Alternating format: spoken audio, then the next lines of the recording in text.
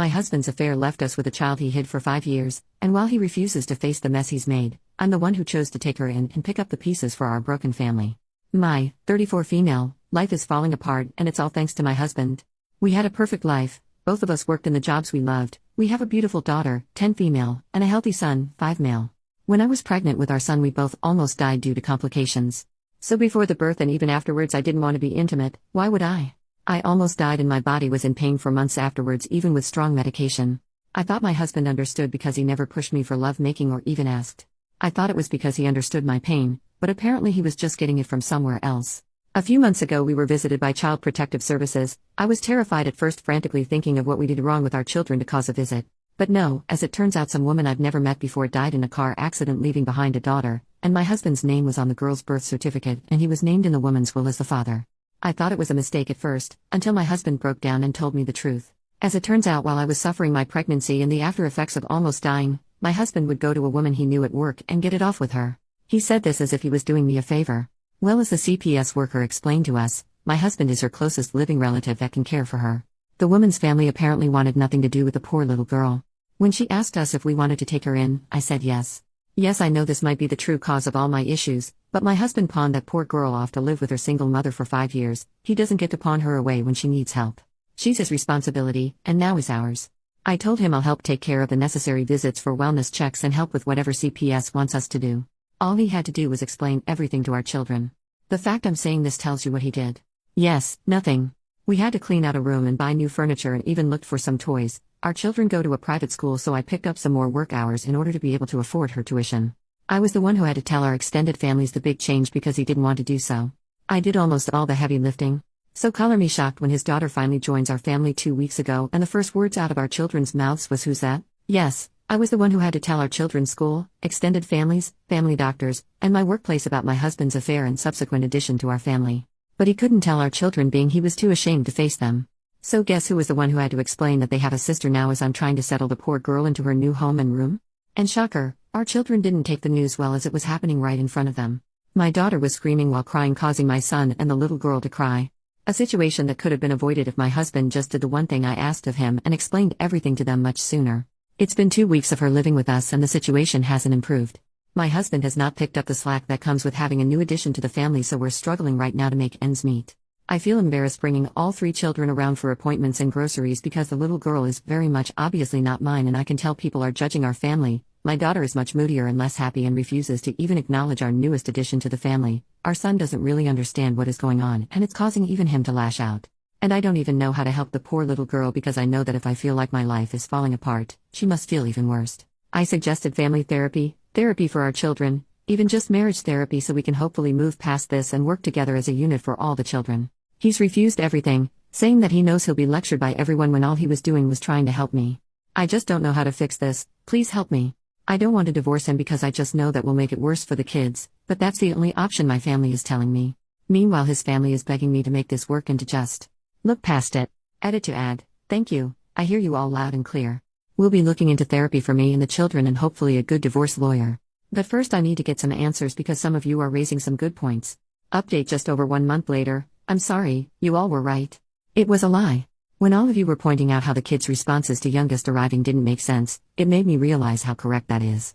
They came home to a room all made up and I made passing comments to them asking about how excited they were for youngest's arrival. They should have known about her.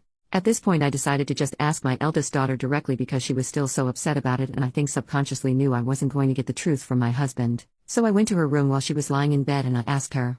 I told her that I asked her father to explain to the 2 of them what was going to happen. They saw her new room. I talked about her to them, so I don't understand my eldest's reaction. So yes, it turns out husband didn't tell them and then me the truth. A surprise to no one, I am figuring out. The story he told the kids was that youngest was a daughter of one of our friends, and we felt so bad we had to take her in. Nothing about her being their half-sister or him having a daughter with another woman.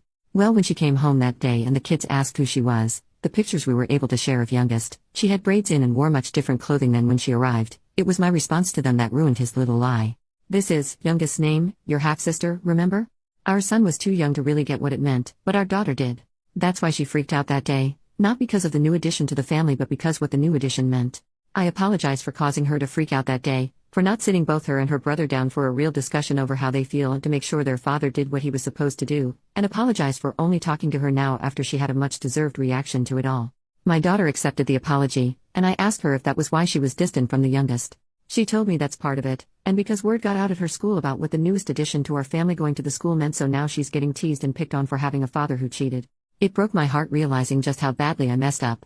By continuing to beg the spineless man they called a father to help them and then allowing myself to get shut down, I was essentially allowing all the kids' needs to be ignored. I told my daughter I'll sign her and her brother and sister up for therapy. Of course the pathetic man tried to plead with me not to when I mentioned signing the kids up, but I told him to give it up already. All 3 children's lives have changed, and it will help them adjust with a professional to speak to. He's been grumbling and whining about it, but I don't care anymore. And this might cause many to be upset with me, but I'm in the process with my husband to have him transfer custody of youngest to me. I've grown to care for her, and as some comments in my last post have pointed out, once I do divorce him and leave with our kids, I don't doubt he'll treat her awfully or neglect her. He's been right on board, and it took some convincing, but his parents finally agreed to be witnesses. I got all the paperwork set up and scheduled an appointment with an attorney to help with anything else. Once that happens, I'll try to get everything I need in order to have a smoother divorce and then subsequent move to be closer to my family. Thank you to everyone for giving me a good slap in the face and help me realize that the children and I deserve better, and I was being so gullible into thinking a man who cheats on his dying pregnant wife is deserving of any respect. New update 6 months later. How do you tell your children you're going to divorce their father? I have 3 children, an 11-year-old daughter and 2 6-year-olds, a son and daughter. Just recently, after months of court hearings, home visits, background checks, and interviews with a judge and a social service worker, I've been granted custody of my 6-year-old daughter with her biological father, my husband, giving up parental rights to me.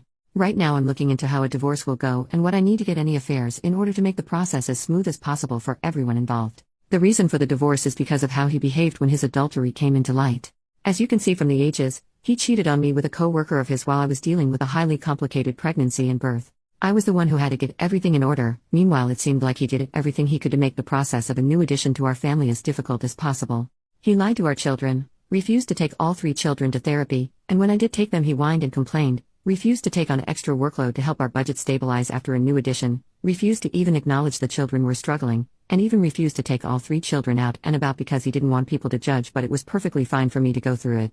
Basically, it felt like I was the only one trying to repair our family and have us move forward while he made damn sure we were stuck and hurting because he refused to acknowledge that he messed up.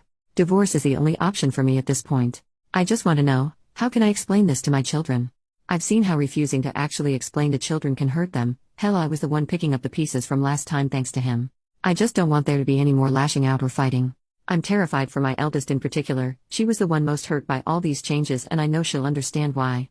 The last thing I want is for her to blame her siblings or herself. I've yet to tell anyone else my plans for divorce because I don't want it getting back to him or the kids before I'm ready. And if there is no way to make the impact easier, how can it make sure it's less damaging for them? OP has only replied to one comment. The commenter questioned parts of OP's story, more specifically why she stayed and helped take care of his affair child, and confused on the custody of affair child and the biological children. Okay, let me try to help. I'm sorry for the confusion. I discovered her existence about a year ago because her biological mother died in a car accident. It's a little confusing here and he still won't give me the why of this, but he was on her birth certificate as the father, so social services did the usual of home visits and background checks to place her with us because I refused to allow him to turn his back on her and have her struggle in the foster care system. I'm a nurse in the pediatric trauma center. I have been there as emotional support for children when they've been told about a parent's passing in accidents or we had to make the tough call to CPS for abuse cases. I do not wish for anyone to witness when a child realizes that they're an orphan or being taken away from their parents. It's why I push for us to take her in.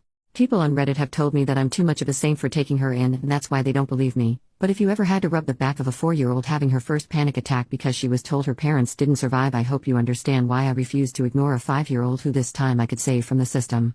After the fallout that was primarily caused by my husband, and truth be told I also have some blame for it as well, I decided to divorce him. I asked him to transfer her custody to me because I knew after the divorce there's a high chance they would keep her with him and he wouldn't be a good father to her. I didn't want to risk the chance of that. I know that if I was the one to have custody of her I won't have to worry about that in the divorce. And it's only the 6-year-old daughter he transferred custody over to. He still is a recognized father to our biological children. And thank you for the suggestion of age-appropriate dialogue for our children. I do have some training on that because of my work, so I could try to rework it to make sense for divorce. And probably bump up therapy for the children.